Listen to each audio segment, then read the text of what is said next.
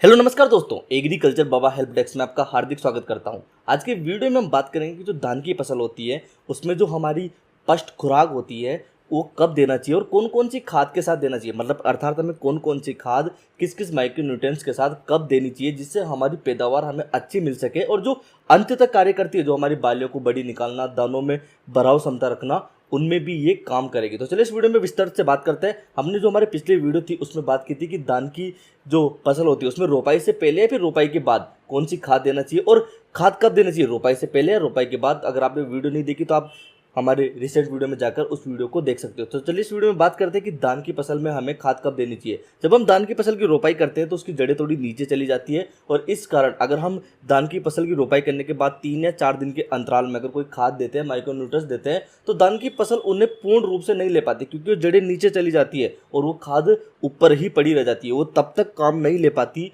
धान की फसल जब तक उसकी जड़ों का फैलाव नहीं होता और जड़ें ऊपर तक कार्य नहीं करती और अर्थात ऊपर तक जो माइक्रोन्यूट्रिएंट्स होते हैं उन्हें शोषित नहीं कर पाती। तो धान की फसल में बहुत से फार्मर भाई देखें जो 3 से 4 दिन के अंतराल में ही धान की रोपाई करने के बाद खाद को और माइक्रोन्यूट्रिएंट्स को मिलाकर फेंक देते हैं। तो ये मेरे हिसाब से उचित नहीं है क्योंकि जड़ें उनको पूर्ण रूप से नहीं ले पाती क्योंकि जड़ों का फैलाव इतना नहीं होता कि वह इन माइक्रोन्यूट्रिएंट्स को शोषित कर सके। तो मेरे हिसाब से जो धान की फसल होती है उसमें 15 से लेकर 20 दिन बाद हमें जब जड़ों का पूर्ण रूप से फैलाव हो जाता है, ऊपर तक जड़ें हो जाती है, तभी हमें खाद देना चाहिए। तो यहाँ पर बात करते हैं कि हमें कौन कौन सा खाद देना चाहिए। हमें सबसे पहले बात करता हूँ यूरिया, नाइट्रोजन, जिसकी हमें हमारे पौधे को विकास के लिए या फिर कहीं पीलापन आ गया है उसको सुधारने के लिए बहुत आवश्यकता होती है। उसके बाद सिंगल सुपर फास्फेट, एसएसपी जिसको बोलते हैं, उसकी भी हमें हमारी फसल में आवश्यकता होती है क्योंकि नाइट्रोजन और ये यूरिया और सिंगल सुपर फास्फेट दोनों मिलकर डीएपी का कार्य करते हैं। इसके बाद अगर हम बात करते हैं कि इसके लिए जो हम एक्स्ट्रा माइक्रोन्यूट्रिएंट्स में जाएंगे तो वहाँ पे हम समुद्री शैवाल से बना कोई तत्व जैसे सागरिका ले सकते हैं, उसके अलावा बायोविटा ले सकते हैं। जो हमारे लोकल एरिया में चलती है उनकी बात करता हूँ तो मैं सिसगोल्ड ले सकते हो, फुल डोज ले सकते हो, इसके अलावा मैक्सिलाइजर ले सकते हो। बहुत से अच्छे माइक्रोन्यूट्रिएंट्स है अच्छी अच्छी कंपनी के जिन्हें आप उपयोग में ले सकते हो इसके साथ में।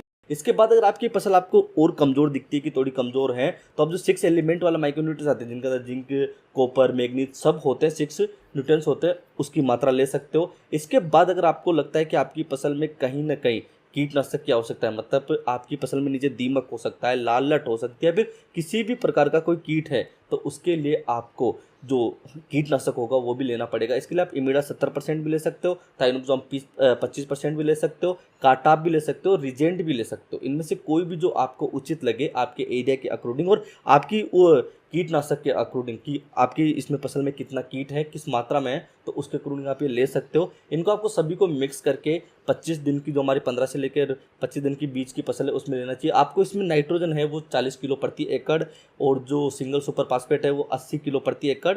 उसके अलावा जो समुद्री शैवाल या फिर कोई माइक्रोन्यूट्रिएंट्स है वो 5 से लेकर 6 किलो प्रति एकड़। और आप इतनी मात्रा में जो माइक्रोन्यूट्रिएंट्स है वो एक अगर आपको ज़रूरत है तो 5 से 6 केजी की मात्रा में माइक्रोन्यूट्रिएंट्स ले सकते हो। और कीटनाशक अपनी आवश्यकता के अनुसार ले क्योंकि जो कीटनाशक होता है वो हमारी भूमि को कहीं ना कहीं जहरीली बनाता है। तो इसकी जितनी अपन को आवश्यकता है उतना ही ले, इसको अनावश्यक अपनी खेतों में नहीं डाले। तो इनको आप मिक्स करके अपनी धान की फसल में डाल सकते हो ताकि आपको अच्छी पैदावार मिले और अंतिम तक ये चीज़ें कार्य करती रहे। क्योंकि बहुत सी बार अपन ज़्यादा अच्छी मतलब फसल को दिखाने के लिए ऐसे माइक्रोन्यूट्रिएंट्स का प्रयोग कर लेते हैं जो फटाफट तो कार्य करते हैं लेकिन अंत तक कार्य नहीं कर पाते। इससे हमें ये नुकसान होता है कि हमें अच्छी पैदावार नहीं मिलती और हमारा खर्चा भी बढ़ जाता है और मिट्टी में भी जो अपना उपयोग होता है, उपजाऊपन होता है, वो कहीं ना कहीं उन चीज़ों से खराब होता है। और अगर आपको एग्रीकल्चर से जुड़ी कोई भी जानकारी चाहिए तो आप एग्रीकल्चर बाबा को सब्सक्राइब कीजिए और सीधा हमसे संपर्क करने के लिए हमारे इंस्टाग्राम हैंडल पर जाइए और एग्रीकल्चर बाबा पर सीधा मैसेज कीजिए। बहुत बहुत धन्यवाद। जय हिंद।